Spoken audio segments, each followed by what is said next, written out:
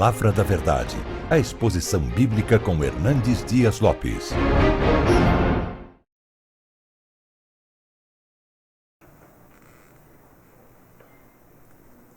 Irmãos queridos, todos nós temos plena consciência de que estamos vivendo um tempo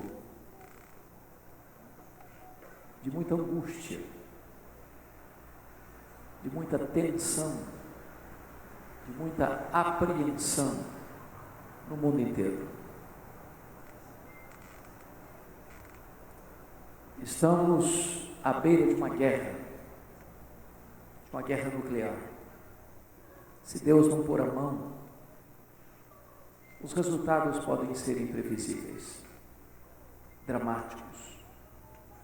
1985, Mikhail Gorbachev escreveu Perestroika. E já naquela época, ele disse que o arsenal nuclear que o mundo possuía dava para destruir o planeta Terra 27 vezes, transformando em poeira cósmica. Não tenho certeza se nós recuamos no desarmamento. Nós estamos vivendo uma época de terrorismo internacional, onde não se sabe contra quem lutar. E as mais poderosas nações da Terra andam temerosas, abaladas e com muito medo. Estamos vivendo o tempo do radicalismo religioso, do Estado Islâmico que mata sem piedade. Estamos vivendo uma época em que a paz é postiça. As pessoas só recuam e não atacam por medo. Porque, mesmo querendo celebrar acordos de paz, nós investimos mais na guerra. Estamos vivendo uma época de corrupção política sem precedentes, normalmente no Brasil. Não tem mais para onde descer. Chegamos no fundo do poço. Do palácio à choupana, das cortes às universidades, das igrejas às famílias. Estamos vivendo uma época tristemente de inversão dos valores, cumprindo a profecia de Isaías 5:20, onde a luz é chamada de trevas e trevas de luz, o doce de amargo e o amargo de doce. A suposta exposição de arte do Banco Santander em Porto Alegre foi uma afronta à igreja cristã, uma afronta à família brasileira, uma afronta aos princípios elementares da ética. Estamos assistindo uma violência sem precedentes, mormente no estado onde estamos estabelecidos nesta noite, onde aqueles que estão já encarcerados comandam o crime fora da cadeia, e os cidadãos que estão livres se sentem reféns. Estamos vivendo uma época em que muitas denominações já se capitularam no liberalismo teológico, onde muitos seminários, chamados evangélicos, já não creem mais que a Bíblia é a palavra de Deus, inerrante, infalível e suficiente. Nós estamos assistindo no Brasil uma igreja que marcha rumo ao sincretismo religioso. O copo d'água em cima da televisão, benzido, se tomado tem efeitos milagrosos. Da igreja da toalha suada e do sangue de pastor tendo o poder de curar. Estamos vivendo uma época em que as igrejas marcham rumo ao secularismo. A igreja quer imitar o mundo para ganhar o mundo, onde as festas dos crentes são regadas a álcool, e os crentes dançam já com as pernas bambas e voltam para casa trôpegos. Estamos vivendo uma época, irmãos, de apostasia.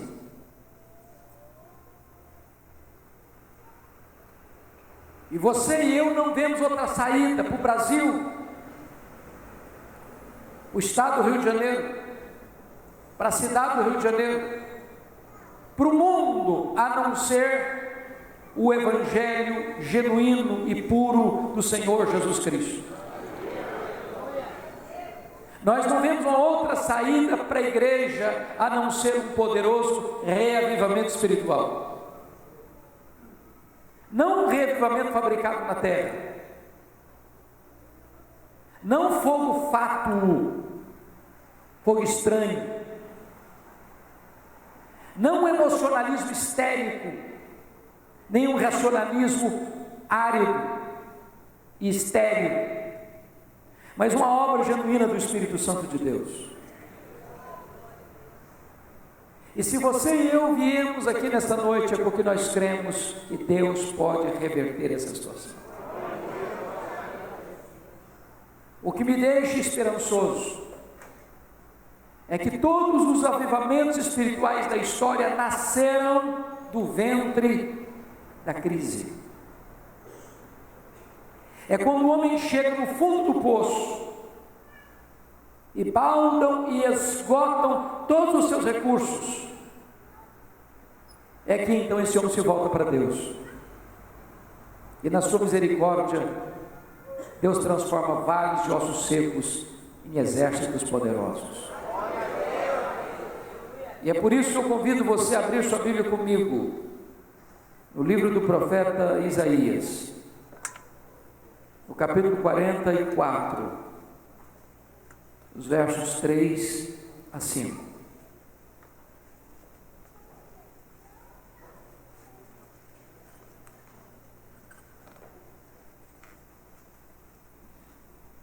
E o profeta diz assim: porque derramarei água sobre o sedento e torrentes sobre a terra seca. Derramarei o meu espírito sobre a tua posteridade e a minha bênção sobre os teus descendentes. E brotarão como a erva, como salgueiro junto às correntes das águas. Um dirá: eu sou o Senhor. O outro se chamará pelo nome de Jacó. O outro ele escreverá na própria mão: eu sou do Senhor. E por sobrenome tomará o nome de Israel.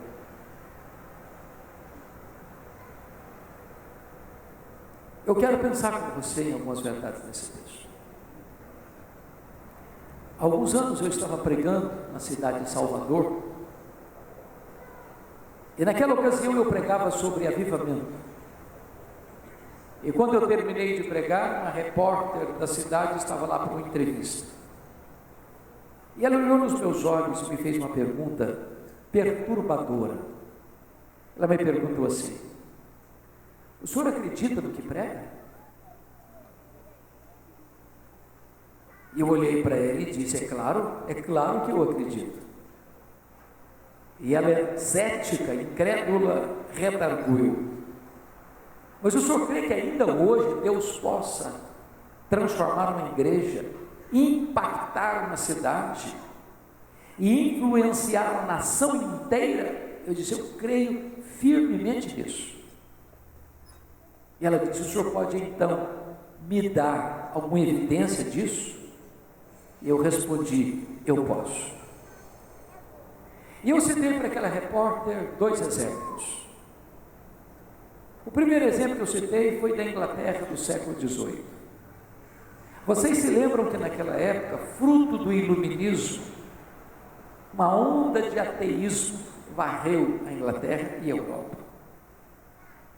Naquela época, os pregadores, quase todos, não acreditavam mais na Bíblia.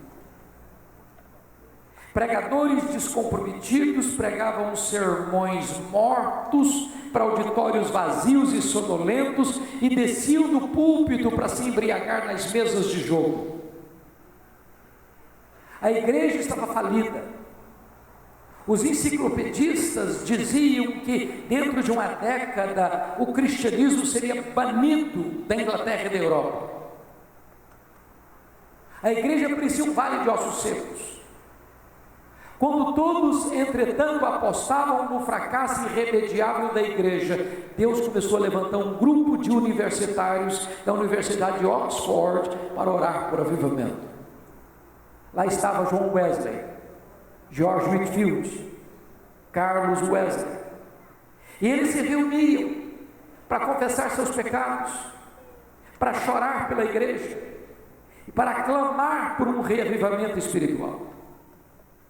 E foi uma vigília de oração, do dia 31 de dezembro de 1739, às 3 horas da madrugada, que os céus se fenderam e o Espírito Santo desceu sobre aquela reunião de oração. Aqueles jovens cheios do Espírito Santo se levantaram e as igrejas vazias ficaram cheias de pessoas famintas de Deus. Nas ruas as pessoas disputavam espaço para ouvir a palavra de Deus. Este avivamento varreu toda a Inglaterra. Dezenas de milhares de pessoas convertidas. A nação toda foi restaurada. E diz os enciclopedistas e os historiadores da época que foi este avivamento que salvou a Inglaterra do banho de sangue da Revolução Francesa. Deus impactou a nação inteira. Quando um grupo de estudantes colocaram-se na brecha em favor da nação, clamando aos céus um reavivamento espiritual. Eu citei para aquela repórter um exemplo mais contemporâneo. Eu acho que todos vocês já ouviram e acompanharam o que aconteceu na Romênia. Durante longos anos a Romênia viveu debaixo de um governo cruel, carrasco, truculento do ditador Ceausescu e da sua mulher. A fome, a pobreza, a miséria, a opressão dominavam. Filas enormes para se comprar um litro de leite. E se alguém reclamasse na fila, podia ser morto pela polícia de Ceausescu.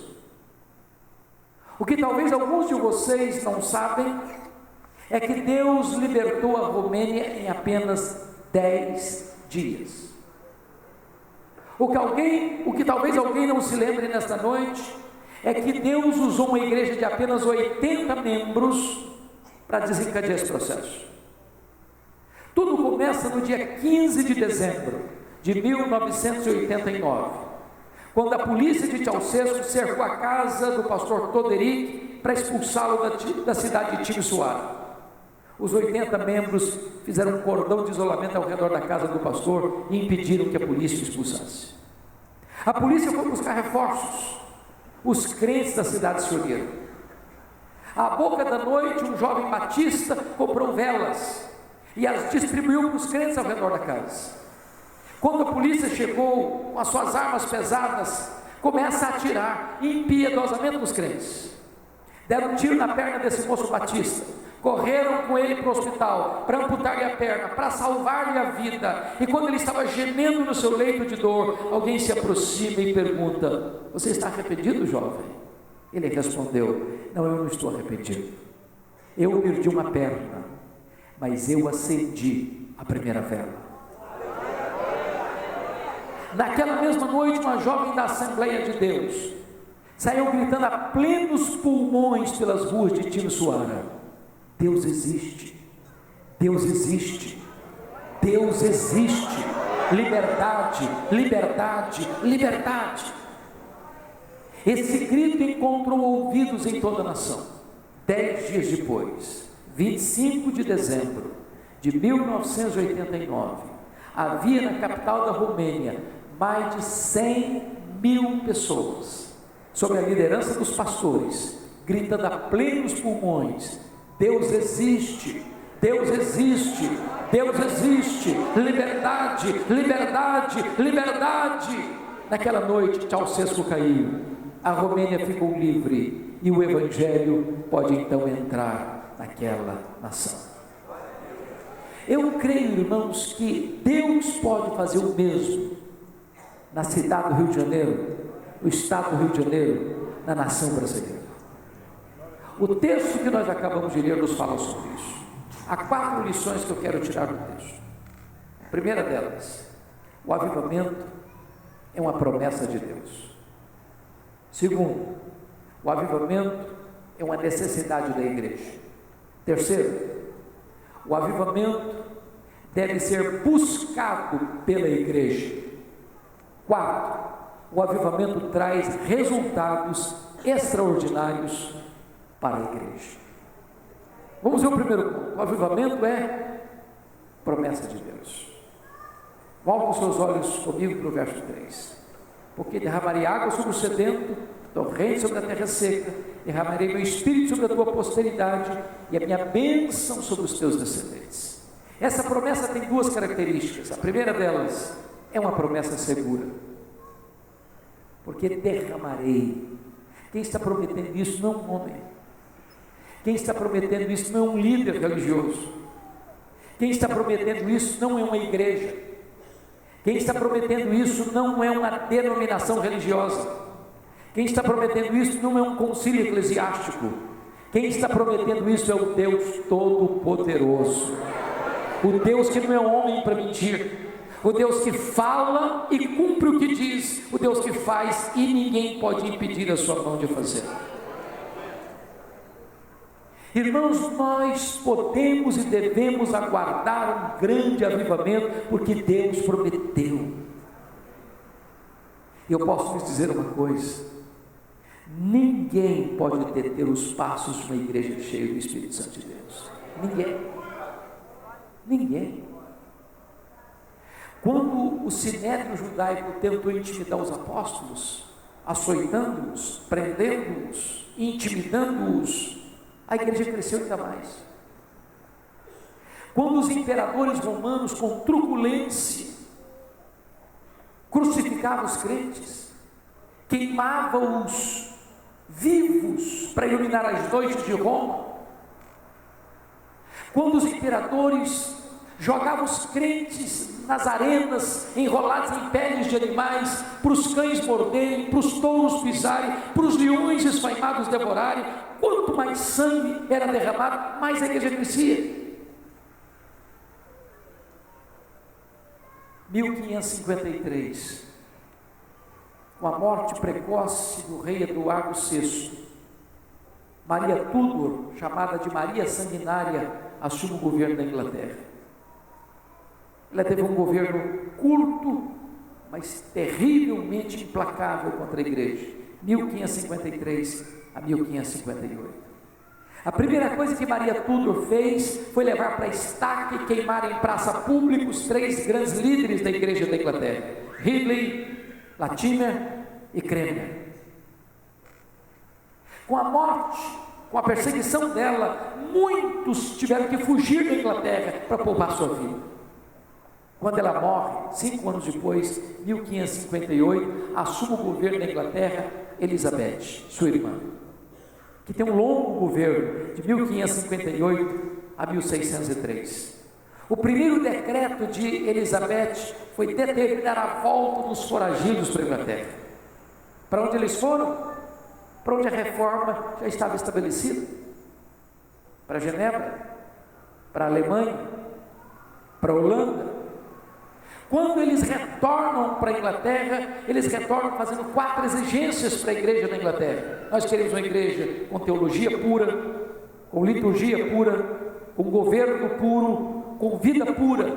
E eles desencadeiam na Inglaterra os mais importantes movimentos de reforma e reavivamento da história da igreja, movimentos puritanos. E aí você começa a chegar a uma conclusão: Maria Tudor queria destruir a igreja, mas o que ela conseguiu foi promover a igreja. porque ela não sabia disso, mas Deus a havia constituído em presidente das missões estrangeiras da Inglaterra. Porque a igreja de Deus, como cantamos aqui hoje, é indestrutível. As portas do inferno não podem prevalecer contra ela, porque nada nem ninguém detém os passos de uma igreja cheia do Espírito Santo. Deus prometeu, e Ele é fiel para cumprir. Mas a segunda coisa, irmãos, é que essa promessa, ela é também abundante. Volte os olhos de novo para o verso 3. Porque derramarei água sobre o sedento, torrente sobre a terra seca, derramarei meu espírito sobre a tua posteridade e a minha bênção sobre os teus descendentes. Há duas figuras aí. Primeiro, derramamento. Segundo, torrentes.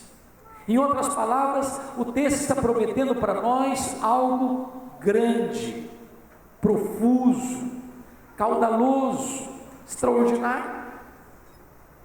Talvez o maior problema seu e meu na vida cristã é nós limitarmos a obra de Deus ao que nós conhecemos e ao que nós experimentamos. Julgamos que tudo quanto Deus quer e pode fazer na nossa vida é o que nós já sabemos e o que nós já experimentamos. Mas deixa eu dizer uma coisa para você. Se eu posso entender direito, nenhuma oração, e nós estamos numa reunião de oração hoje, nenhuma oração da história foi mais audaciosa do que a oração que Paulo fez quando preso em Roma, escrita em Efésios 3:19. Ele ora assim: para que sejais tomados, não de Deus, não da plenitude de Deus, mas de toda a plenitude de Deus. Agora eu faço uma pergunta para você: quem é Deus? Só para resumir ou recordar os atributos chamados incomunicáveis de Deus. Deus é autoexistente, Deus é infinito, Deus é imenso, Deus é eterno, Deus é imutável, Deus é onipotente, Deus é onipresente, Deus é onisciente, Deus é transcendente, Deus é soberano, Deus é maior do que tudo quanto Ele criou. Mas qual é o tamanho do universo que Deus criou? Nenhum cientista ousa dizer que conhece o último limite do universo. E eu posso lhes garantir que o universo tem um limite. Sabem por quê? Porque só Deus é infinito, só Deus é ilimitado.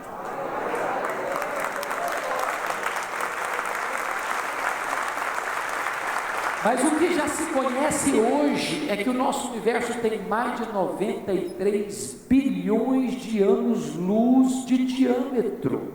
O que significa isso? Significa que se você voasse a velocidade da luz, 300 mil quilômetros por segundo, nessa velocidade você demoraria mais de 93 bilhões de anos para ir de uma extremidade à outra do universo. Pois Deus é maior que o universo. Não tem um centímetro do universo que Deus não possa dizer: eu estou aqui e isso aqui é meu. E agora Paulo ora para que você e eu, frágeis vasos de barro, sejamos tomados de toda a plenitude de Deus. Aí você pensa: eu devia estar delirando. Para que você não pensasse isso, inspirado pelo Espírito Santo, ele registra no verso seguinte assim, Efésios 3:20. Ora, aquele que é poderoso para fazer infinitamente mais do que tudo quanto pedimos ou pensamos, conforme o seu poder que opera em nós, a Ele seja a glória na igreja e em Cristo Jesus agora e eternamente. O que eu quero dizer para você, meu amado, é que Deus tem mais para você, Deus tem mais para mim, Deus tem mais para a igreja. Todos vocês já devem ter ouvido falar daquela pobre família que vivia nos Estados Unidos no século XIX. Família que tinha 7 crianças de 14 anos para baixo, quando o chefe da família morre, deixando a viúva pobre, endividada, com 7 crianças para criar e grávida do 8º filho. Quando nasceu o oitavo, não era o oitavo, era o oitavo e o nono, porque eram gêmeos.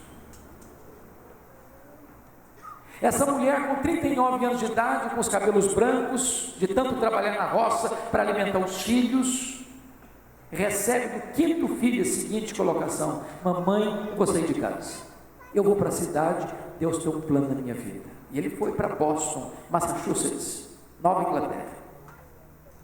Conseguiu emprego numa sapataria. O seu professor de escola bíblica dominical, o senhor Edward Kimball, foi lá na sapataria e levou-o a Cristo, lá no seu trabalho.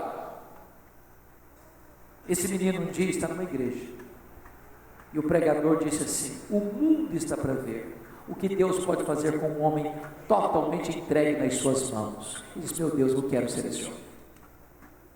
Ele pregava em Chicago certa feita, e duas senhoras idosas da igreja metodista disseram para ele: nós estamos orando pelo senhor.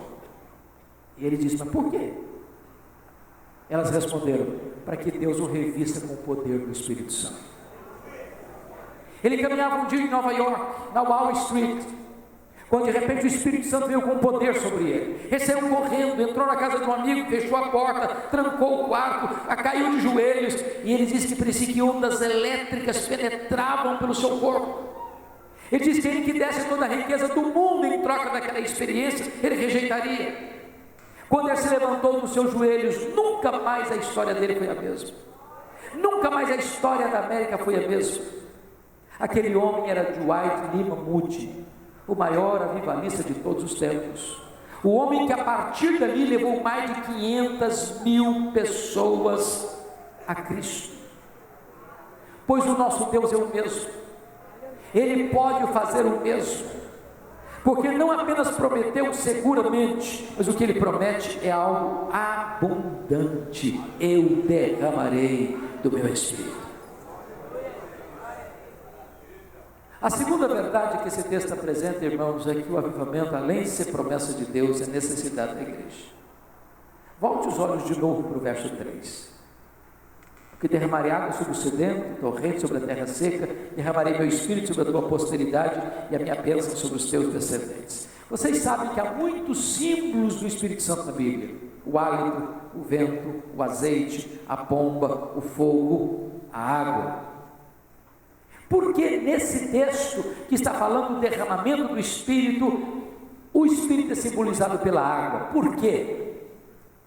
Para nos ensinar algumas lições. Primeiro, não tem vida sem água. Não tem. Você pode ter a melhor terra, você pode ter a melhor semente, você pode ter os melhores insumos, os melhores adubos, você pode ter a melhor tecnologia. Se não tiver água, a semente morre mirrada no ventre da terra. Você pode ter templos, você pode ter aparelhagem sofisticada, você pode ter um musical maravilhoso, você pode ter um instrumental magnífico, você pode ter um pregador eloquente, mas sem o Espírito Santo não tem vida na igreja. Nós poderíamos reunir todo o nosso conhecimento, toda a nossa tecnologia, toda a nossa metodologia, e nós não produziríamos um crente verdadeiro sequer. Eu tenho que concordar com o maior pregador do século XIX, o príncipe dos pregadores do século XIX, o pastor batista Charles Haddon Spurgeon, quando ele disse assim: é mais fácil um leão tornar-se vegetariano do que uma alma sequer ser salva sem a obra do Espírito Santo de Deus. Nós precisamos do Espírito Santo, nós dependemos do Espírito Santo. Não é por força, não é por poder, é pelo Espírito Santo de Deus que a igreja avança. Mas em segundo lugar, irmãos, a água é necessária para purificar. Ô irmãos, eu não sei se vocês pensam ou perguntam isso. Por que, meu Deus? Nas palavras de Leonardo Ravenhill, por que tarda o pleno reavivamento? Será que Deus não está mais interessado? Será que os ouvidos de Deus estão fechados? Será que a mão de Deus está encolhida? Será que os céus estão de bronze? Será que o poder de Deus recuou? Será que a igreja não precisa? Será que o mundo não está em agonia?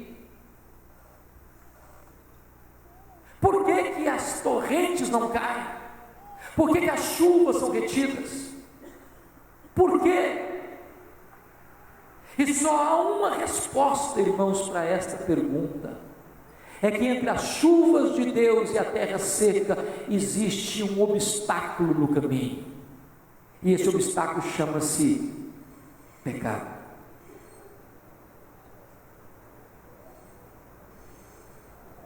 Há pecado, irmãos, no meio do arraial. As pessoas entram para a igreja, mas não mudam de vida.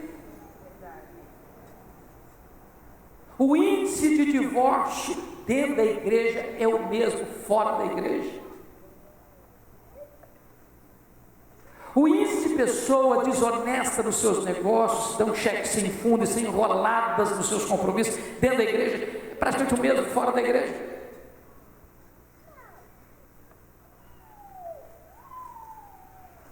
A igreja está copiando o mundo para agradar o mundo. A igreja está cada dia mais se secularizando. Eu disse agora há pouco, irmãos, eu tenho rodado esse Brasil e tenho ficado triste. As festas de casamento dos crentes estão se transformando numa vergonha. Uma vergonha. Você sai da igreja, um culto maravilhoso, uma cerimônia belíssima, música de Deus maravilhosa. Quando você vai para o cerimonial, lá o pau quebra. Ah, quebra. A música que rola lá não tem nada a ver com Deus mais não. O som é lá no teto. Você sai de lá atordoado, surdo. As luzes se acendem com uma boate, e depois do povo de Deus chapado no álcool, vão para a pista de dança e voltam para casa bêbados, trôpegos. Olhe, irmãos, olhe para o retrovisor e veja as igrejas que entraram por esse caminho no passado, onde foram parar? Onde foram parar?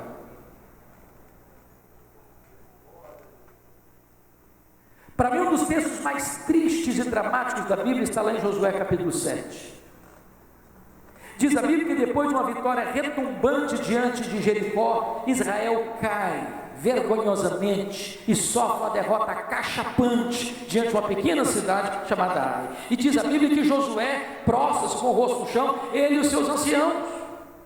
E Deus diz para Josué: pode ficar de pé, Josué, pode ficar de pé. Tem pecado no meio do arraial, e enquanto o pecado não for removido, eu não serei convosco, nem podereis resistir aos vossos inimigos. Há uma ideia equivocada no meio cristão hoje, que o maior problema da igreja é a presença do diabo. E não é, irmãos. O maior problema da igreja não é a presença do diabo, não. O maior problema da igreja é a ausência de Deus. É a ausência de Deus. Eu vou lhe dizer que o diabo sempre foi contra a igreja. Você acha que o diabo a favor da igreja uma vez? De jeito nenhum. Mas se a igreja é uma igreja santa, o diabo não pode com ela. O inferno não pode com ela, o mundo não pode com ela, a pobreza não pode com ela, a perseguição não pode com ela, nada pode deter os passos de uma igreja cheia do Espírito Santo. Mas o pecado emperra a igreja, enfraquece a igreja, coloca peias na igreja. Há um versículo que todo crente sabe de cor, Romanos 8:31. Se Deus é por nós, quem será contra nós? Nós vamos fazer esse versículo agora lá do avesso. Se Deus for contra nós, quem será por nós? O texto está dizendo que onde há pecado, Deus é contra. Eu não serei convosco.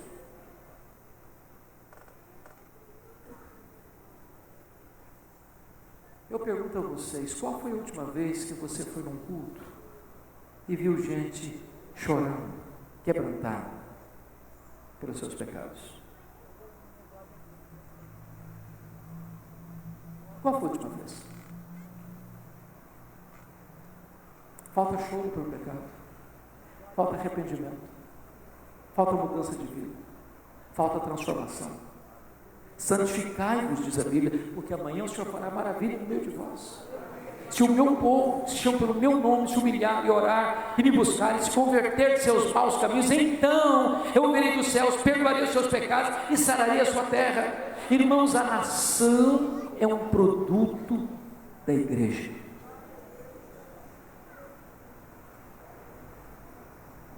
Se o mundo está de cabeça para baixo, se a corrupção campeia solta na política, se os corredores do poder estão fermentados pelo levedo da corrupção, é porque nós não estamos impactando e influenciando essa nação.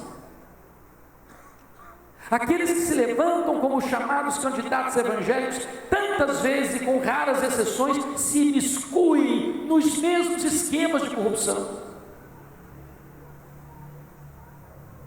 Perdemos a capacidade de convocar o mundo ao arrependimento, porque o mundo está olhando para a igreja e diz: arrependa a igreja, arrependa a igreja. A Bíblia diz que é o Espírito Santo que convence de pecado, de justiça, de juízo.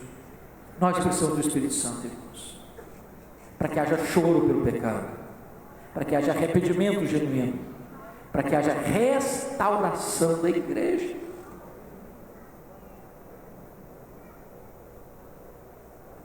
Mas há uma terceira lição nesse texto. Se o avivamento é promessa de Deus e necessidade da igreja, o avivamento precisa ser buscado pela igreja. Então volte os olhos de novo para o verso 3. Porque derramarei água sobre o sedento, torrente sobre a terra seca, derramarei meu espírito sobre a tua posteridade e a minha bênção sobre os teus descendentes. Há duas figuras aí que merecem atenção. A primeira figura é sedento. A segunda figura é terra seca. Já viu uma terra seca? Rachada, bramando por chuva.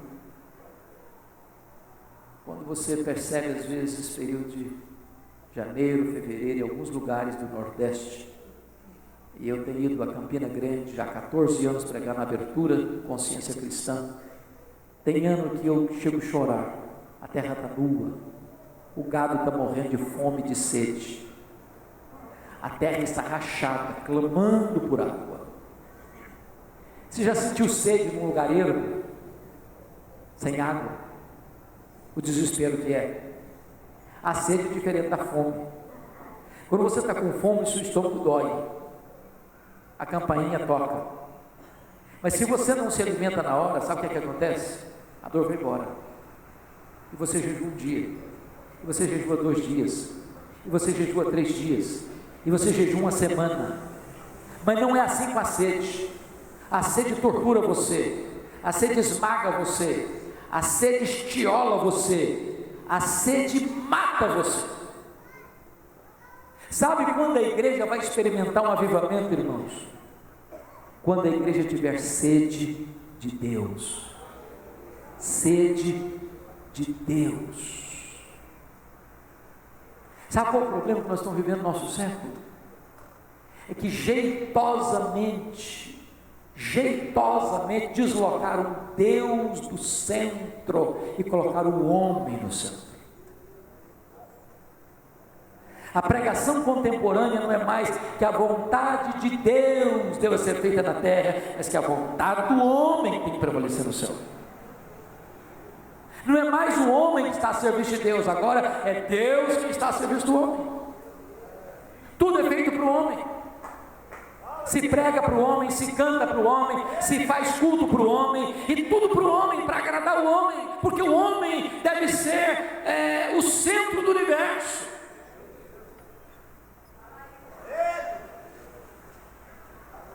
E por isso, irmãos, o que você nota hoje é que as pessoas estão com sede, mas não é de Deus, é da bênção de Deus. Eu quero saúde, eu quero prosperidade, eu quero fama, eu quero sucesso, eu quero projeção, é tudo para mim. Este evangelho é popular, este evangelho atrai as pessoas. Este evangelho arranca muita atenção dos homens, e as pessoas fluem aos borbotões, mas esse não é o evangelho. O evangelho não é centrado no homem, o evangelho é centrado na pessoa de Jesus. Não é você, nem eu, nem nós, que somos o centro do universo, é Deus quem é. Avivamento não é sede de bênção, avivamento é sede do abençoador, avivamento não é sede de coisas, avivamento é sede de Deus. E é por isso, meus irmãos, que nunca houve na história, nem registrada na Bíblia, nem na história da igreja posterior, nenhum avivamento que não tenha sido precedido por oração. Oração. O que foi o Pentecostes? Resultado de oração.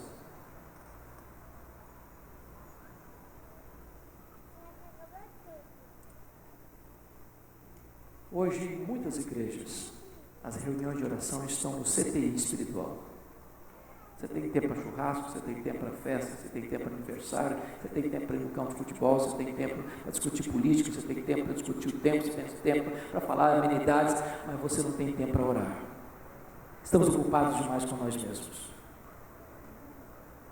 Sem oração, não tem avivamento. Sem oração, não tem poder espiritual. Deus me deu a oportunidade de visitar a Coreia do Sul. E eu fiquei muito impactado. Visitei as 11 maiores igrejas de 5 mil, de 10 mil, de 15 mil, de 30 mil, 55 mil, de 82 mil, de 700 mil membros. Conforme o pastor Eudomiro me apresentou, vocês sabem que eu sou um pastor presbiteriano. A igreja presbiteriana chegou aqui no Brasil em 1859, portanto, há 158 anos. A igreja presbiteriana chegou na Coreia 28 anos depois que chegou no Brasil. Se nós somarmos todos os presbiterianos do Brasil, nós não temos 2 milhões de membros. Na Coreia são mais de 10 milhões de presbiterianos. Representa 23% da população coreana. Só em Seul tem mais de 10 mil igrejas presbiterianas. E fizemos uma pergunta para todas as igrejas que fomos, igreja metodista, presbiteriana, Assembleia de Deus, batista.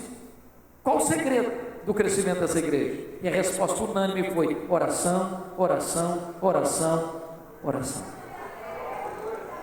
Nenhuma igreja na Coreia, seja que denominação for, é organizada sem ter uma reunião diária de oração pela madrugada.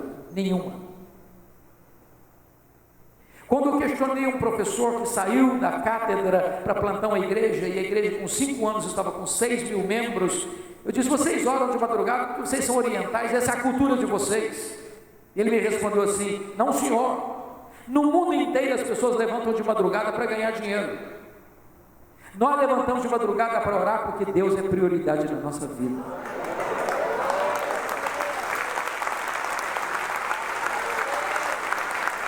Eu fui a um seminário, 1860 alunos.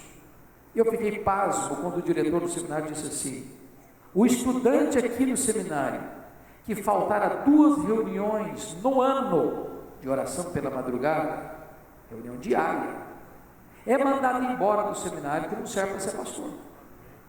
Eu pensei: meu Deus, se fosse no Brasil, todos os seminários estavam fechados. Ou coisa difícil levar um seminarista a orar.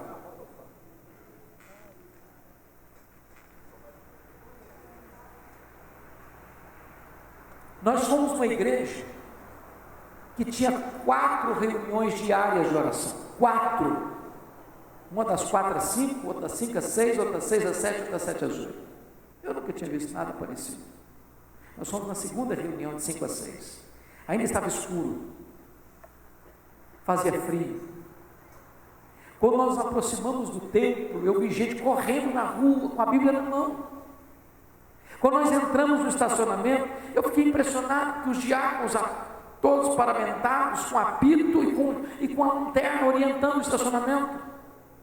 Quando nós entramos no templo, parecia que era uma festa anual, o templo estava lotadíssimo, não tinha mais lugar para sentar, eu vi 80 pessoas sentadas no carpete do púlpito. Quando aquele povo levantou a voz para orar, irmãos, a sensação que eu tive é que os céus tinham descido à terra. Fomos na igreja metodista, o pastor que plantou a igreja, ainda é o pastor da igreja, plantou com a sua família. A igreja, na época, tinha 82 mil membros. Perguntamos, pastor, como é que explica isso? Ele disse assim: no sábado, eu vou para a montanha de oração da igreja. Lá, antes de construir um acampamento, constrói uma montanha de oração. Ele disse: eu não tenho entrevista com ninguém, eu não converso com ninguém, só falo com Deus. No domingo de manhã eu desço direto para o púlpito, eu prego o meu sermão, eu mesmo, mas os corações se derretem.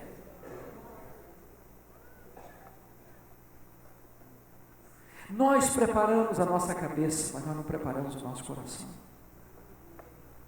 Nós achamos que a obra de Deus depende da nossa cultura, do nosso conhecimento, da nossa influência, da nossa eloquência, da nossa metodologia, e nós estamos dependendo de nós mesmos em vez de dependermos do poder do Espírito Santo. Nós fomos na igreja do Evangelho Pleno, uma igreja na época com 700 mil membros, uma igreja com 58 anos, com mais de 700 mil membros.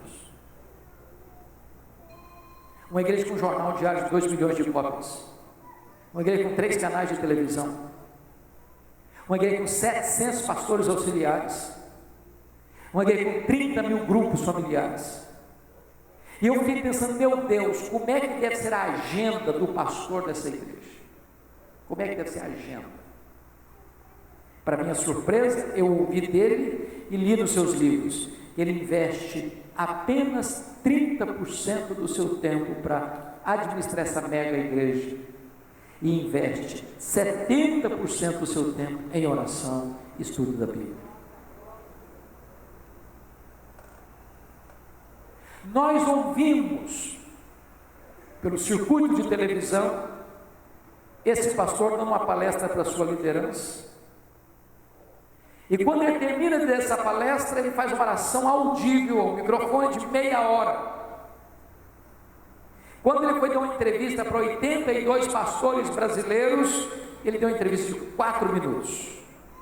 E o povo nosso ficou revoltado. Porque talvez se eu e você fôssemos fazer, inverteríamos isso. Faríamos uma oração de 4 e daríamos uma entrevista de 30. E ele estava nos ensinando uma lição. Deus vem em primeiro lugar. Um dia o telefone do seu gabinete tocou. Do outro lado da linha era o presidente da Coreia. E o presidente disse: eu quero falar com o pastor Paul. A secretária disse: ele não pode atender o senhor agora não, ele está orando. Aí o homem engrossou a voz, claro: eu sou o presidente da Coreia e quero falar com ele agora. A secretária disse: ele não vai atender o senhor não, ele está orando. Daqui a pouco o presidente liga bravo: eu liguei para o senhor não me atendeu. E o pastor respondeu calmamente: eu não atendi o senhor porque eu estava falando com alguém muito mais importante do que o senhor. Eu estava falando com o Rei dos Reis e com o Senhor dos Senhores.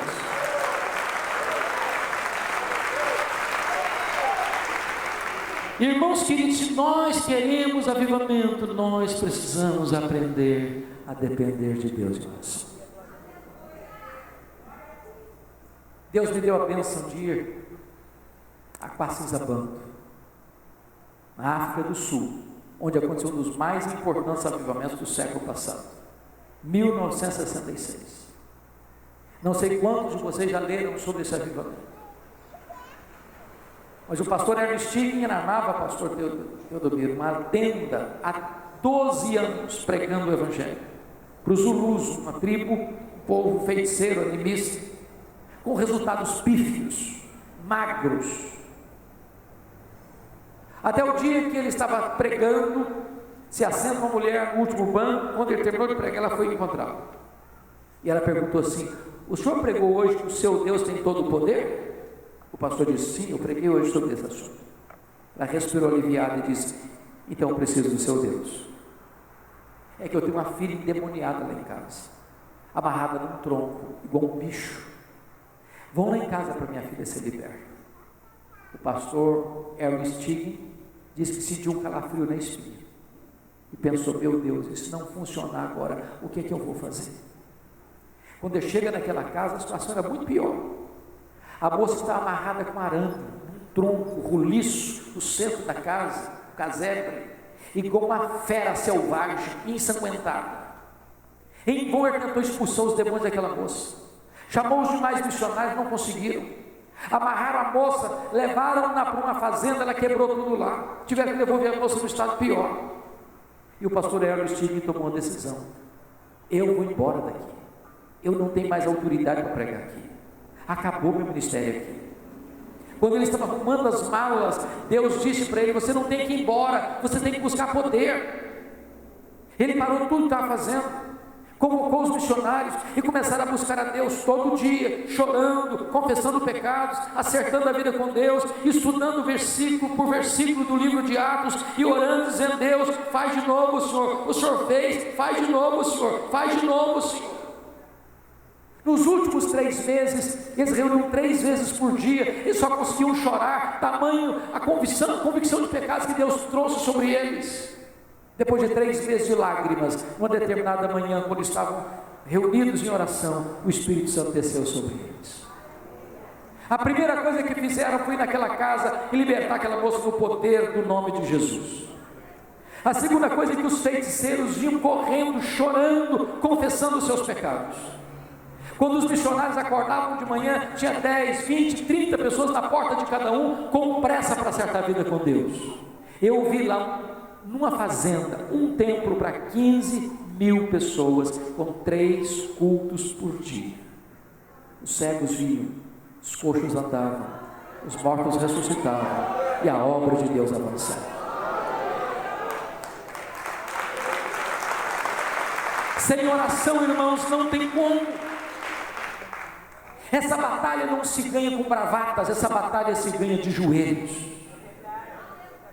A igreja precisa colocar-se de joelhos, se nós quisermos ver uma nação de pé.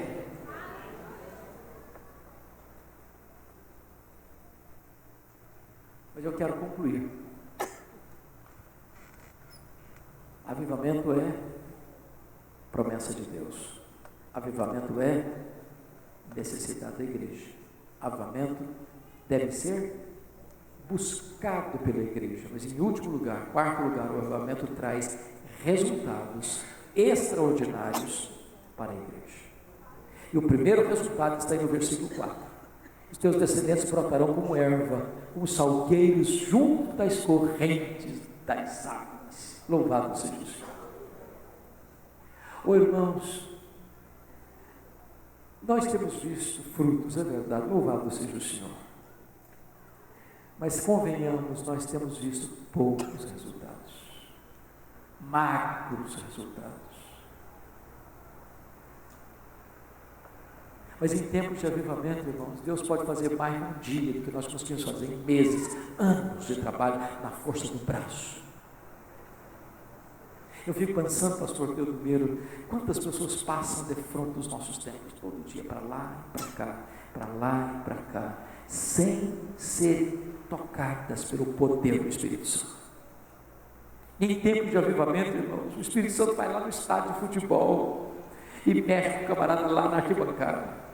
Vai lá na boate, a pessoa está lá louca, o Espírito Santo toca nela e ela sai desesperada, correndo para a igreja, buscando refúgio nos braços de Jesus. A pessoa está lá no bar da esquina e ela é tomada por uma convicção de pecado e ela está chorando, confessando os seus pecados. A pessoa está lá no submundo do crime ou no submundo da promiscuidade. O Espírito Santo vai lá e mexe com o coração dela e traz convicção de pecado. Ela sai correndo desesperada, pedindo misericórdia e socorro ao Deus vivo e todo-poderoso. Nós precisamos de experimentar, irmãos, um crescimento que seja explosivo, onde massas e multidões aos borbotões vêm com fome, com sede, para acertar a vida com Deus. Talvez um dos mais importantes avivamentos da história da igreja aconteceu no ano de 1904, no país de Gales. E começa com um adolescente. Nós temos alguns jovens aqui, deixa eu dizer uma coisa para vocês. Deus é maravilhoso, porque nem sempre Deus age pelas vias oficiais. Aí a gente pensa assim, obviamente se vier, vai vir por aquele homem mais culto, mais influente, mais conhecido. Pois Deus chama quem não é para envergonhar quem é. Esse avivamento começou com um adolescente chamado Evan Roberts. E tudo começa quando ele entra no gabinete do seu pastor, já era um homem já idoso. Quando ele entra no gabinete, ele vê o seu pastor com o rosto no chão, prostrado, chorando e dizendo: meu Deus, dobra a minha vida, oh meu Deus, dobra a minha vida, dobra a minha vida. O menino foi impactado. Ele estava estudando numa cidade vizinha. No domingo ele foi à igreja. Enquanto o pregador proclamava a mensagem, o coração dele ardia.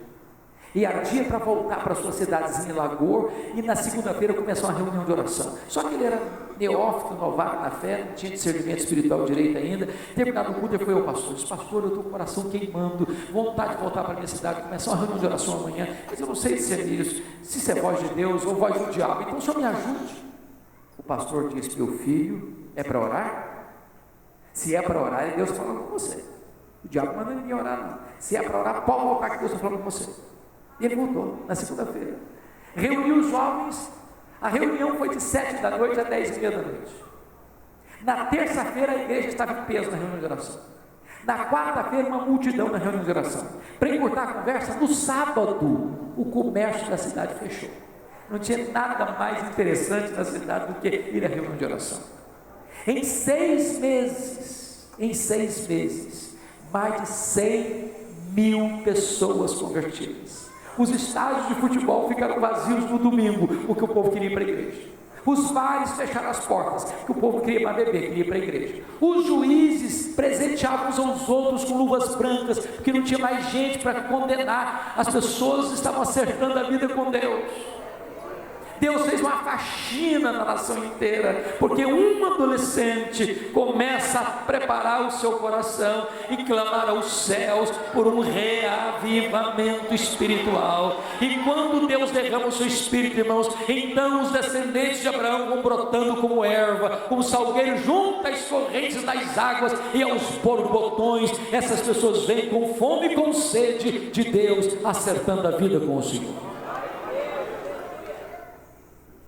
O segundo resultado, irmãos, do avivamento é testemunho verbal dos crentes. Olha o verso 5 comigo. Um dirá: eu sou do Senhor. O outro se chamará do nome de Jacó. Sabe qual é o problema hoje da igreja, irmãos? É que nós, comemorando 500 anos da reforma, não vivenciamos o princípio da reforma do sacerdócio universal dos crentes. Nós convidamos um vizinho nosso para vir à igreja ouvir o nosso pastor falar de Jesus para ele, porque é o nosso pastor que sabe falar de Jesus. E não entendemos que nós somos sacerdotes reais. Podemos trazer uma pessoa para o nosso pastor falar de Jesus para eles, mas nós podemos e devemos falar de Jesus para eles. O Instituto Moody chegou à conclusão de que apenas 5% dos crentes já levaram alguém pessoalmente a Cristo. 5% apenas. Eu tenho angústia na alma hoje em relação ao Brasil. Sabe de quê? Tem congresso demais acontecendo. Hoje, gente, é muita conferência, é muito congresso, é muito simpósio, é muito treinamento, é muita coisa, todo dia, o cara faz uma viagem de 1000 quilômetros para ir a um congresso, como evangelizar, mas ele não atravessa a rua para falar de Jesus para o seu vizinho. Ele faz mestrado, ele faz doutorado, ele faz pós-doutorado em teologia, mas ele não sabe dizer João 3,16 para o amigo dele que está morrendo e indo para o inferno.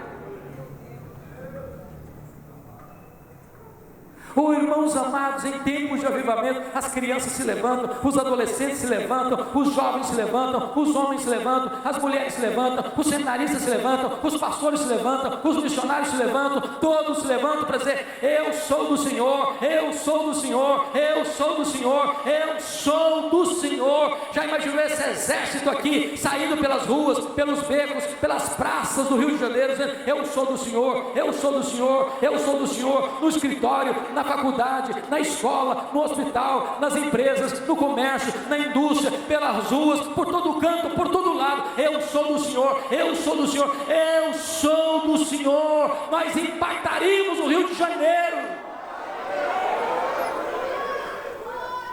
Talvez você argumente: bom, pastor, esse negócio aí para pastor que fez teologia, passou por seminário, fez instituto bíblico, mas eu sou uma pessoa e nem sei falar direito. Deixa eu dizer uma coisa para você, meu irmão. Você sabe tudo quanto uma pessoa precisa saber para ser salvo. Tudo, você sabe. Se você não sabe nada, absolutamente nada, então você poderia pelo menos fazer uma coisa. É dizer assim: eu só sei que eu era cego e agora eu vejo.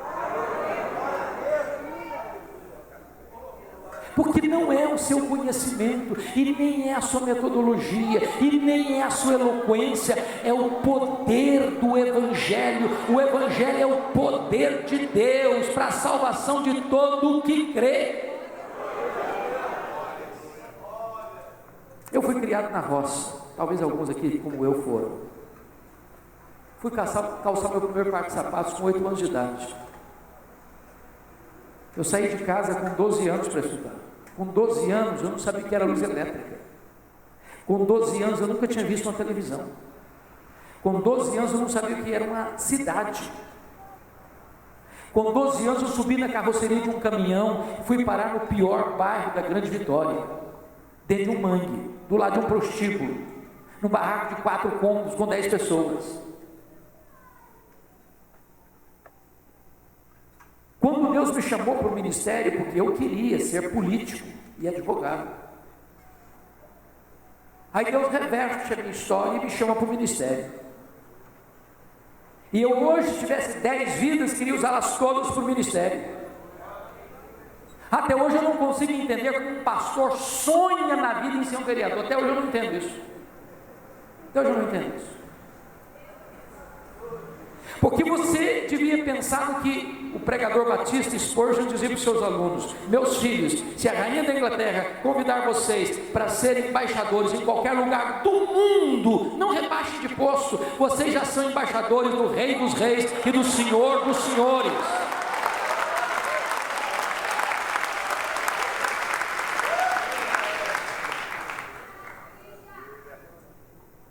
Deus me chamou para o ministério e eu fui para o seminário de Campinas. Uma cidade grande, muitos aqui conhecem, uma cidade bonita. E uma missionária americana fez amizade comigo. E quando você vai para um seminário, chama isso de calouro, você vai com o coração queimando. Você prega até para poste no meio da rua. Aí a missionária um dia me disse o seguinte: eu vou te levar na escola de cadetes. E eu fui com ela. Escola bonita. Claro que eu chego lá e encontro um cadete, seu posto de guarda, uma metralhadora na mão, com a sua farda, o nome bordado na lapela da farda, João Miguel Corpas. E eu me aproximo dele.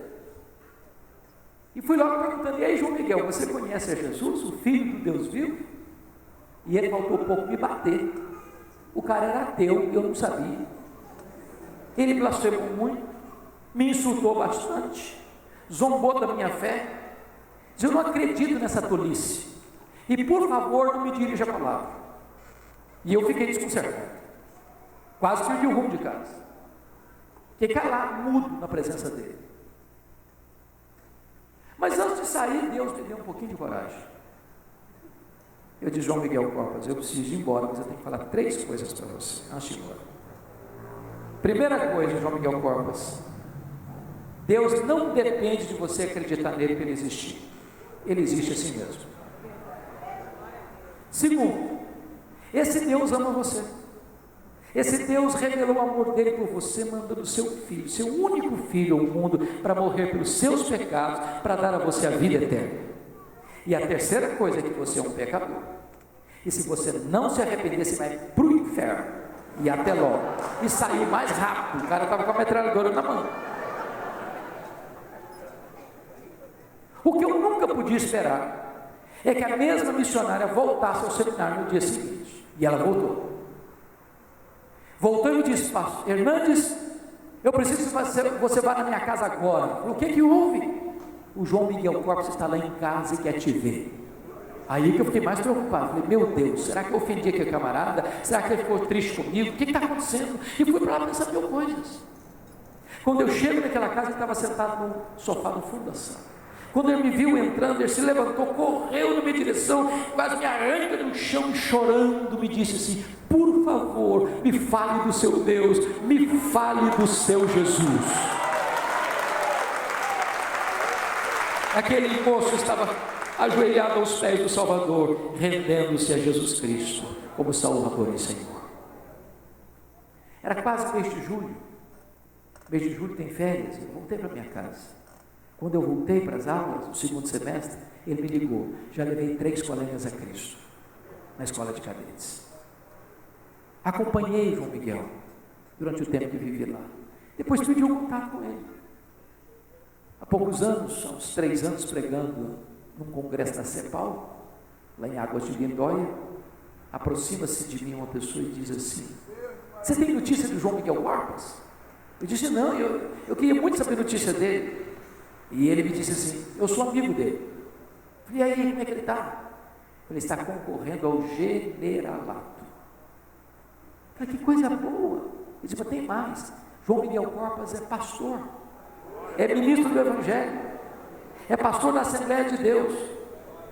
Na semana seguinte eu estava em São Paulo, na igreja Vila Mariana. Lá estava João Miguel Corpus com a sua esposa para me dar um abraço.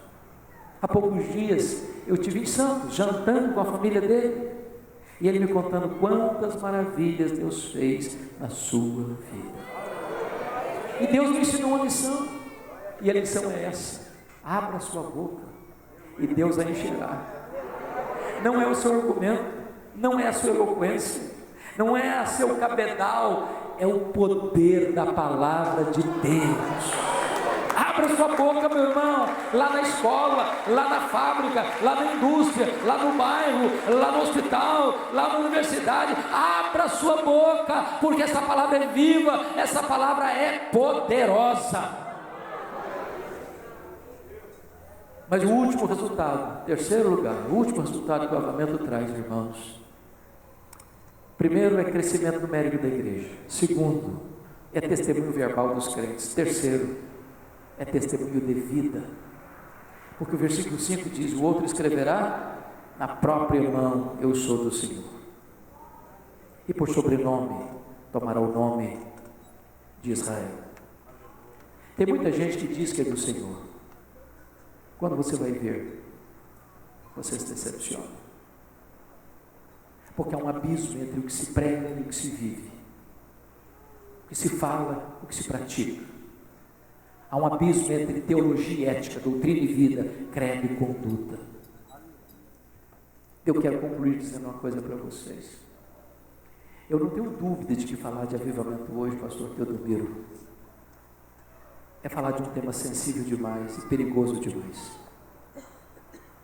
Porque a palavra avivamento é uma das palavras mais desgastadas do vocabulário evangélico brasileiro.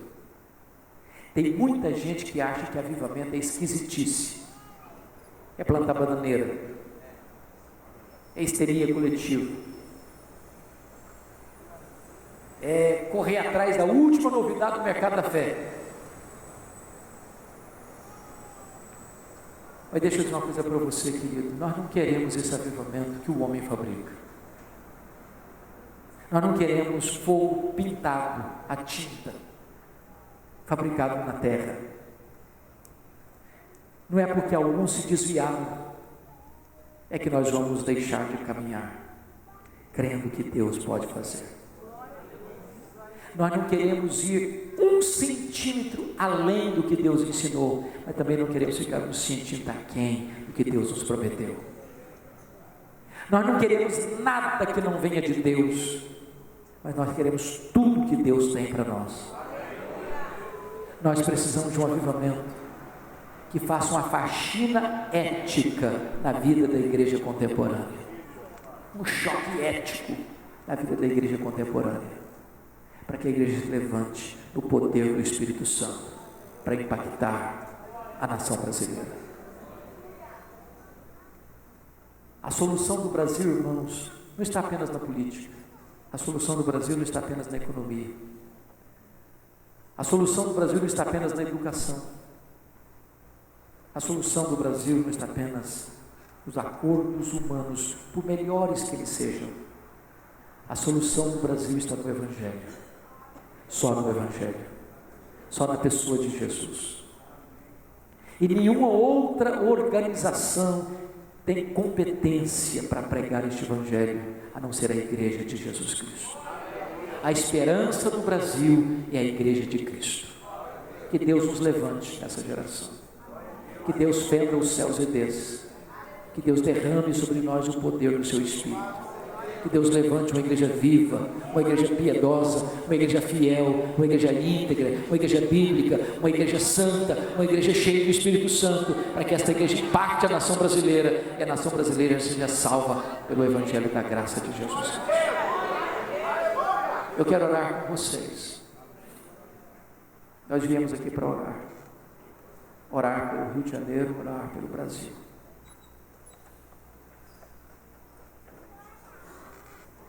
E nós vamos fazer isso agora.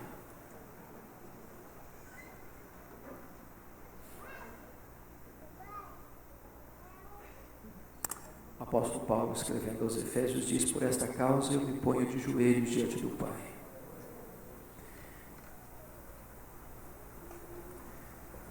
Senhor Deus, aqui está a tua igreja, a noiva do Cordeiro, a escrava resgatada, a menina dos teus olhos. Aqui está o teu rebanho, a tua família, o corpo de Cristo. Aqui está a tua herança, a menina dos teus olhos, a tua delícia. Nós precisamos de cura, Senhor. Nós precisamos de arrependimento. Nós precisamos rever nossos valores, nossos princípios. Nós precisamos voltar ao primeiro amor. Nós precisamos emendar nossas veredas. Mas nós não temos forças para isso. Nós não somos o nosso próprio remédio. Nós não podemos mudar a nós mesmos. Por isso, nesta noite, nós clamamos aos céus: tem misericórdia de nós, restaura a nossa sorte, Senhor. Meu Deus, tira as cinzas, reacende as brasas, acende um fogo santo dentro de nós, não um fogo estranho, não um fogo fátuo, mas o fogo que ilumina, que aquece, que purifica, que alastra. Derrama do teu Espírito, Senhor. Porque não queremos apenas ouvir o que tu fizeste no passado, porque não adoramos um Deus que está preso num museu histórico, mas adoramos o Deus vivo que está no trono, que tem todo o poder, que pode mais uma vez soprar sobre nós um alento de vida e tirar o comodismo, a frieza, a mornidão, a apatia, arrancar de nós, Deus, desejos e práticas que entristecem o Espírito Santo, fazer a igreja recuar do humanismo antropocêntrico, do secularismo. Em nome de Jesus, restaura a nossa sorte. Inflama a nossa alma, Senhor, para que o melhor que nós já tivemos no passado, já experimentamos no passado, sejam medidas mínimas do que Tu vais fazer em nossa vida e através de nós daqui para frente. Meu Deus, levanta a Tua igreja, reaviva a Tua obra no decorrer dos anos, aqueça o nosso coração com o poder do Espírito Santo, e não permita, Deus, que seja apenas o vapor de uma emoção momentânea, mas que seja uma obra permanente, duradoura, perseverante do Teu Espírito, até que a Tua igreja seja uma coroa de glória nas Tuas mãos. Restaura a igreja nessa nação, Senhor. Restaura este estado, Senhor. Restaura esta cidade. Faz refriar as ondas de violência. Ó Deus, converta o coração dos traficantes que dominam com tanto rigor e crueldade tanta gente. Por amor do Teu nome, converta esses corações. Faz deles embaixadores da paz. Converta as autoridades políticas, Senhor, para que temam o Teu nome. Coloque temor no Teu nome nas autoridades que têm poder de decisão e têm a caneta na mão para decidir. Em nome de Jesus, que sejam homens tementes ao Teu nome. Levanta a Tua igreja, Senhor, nesta geração. Levanta a Tua igreja no poder do Espírito Santo. É o nosso clamor, é a nossa necessidade. E fazemos isso em nome de Jesus. Aleluia. Amém.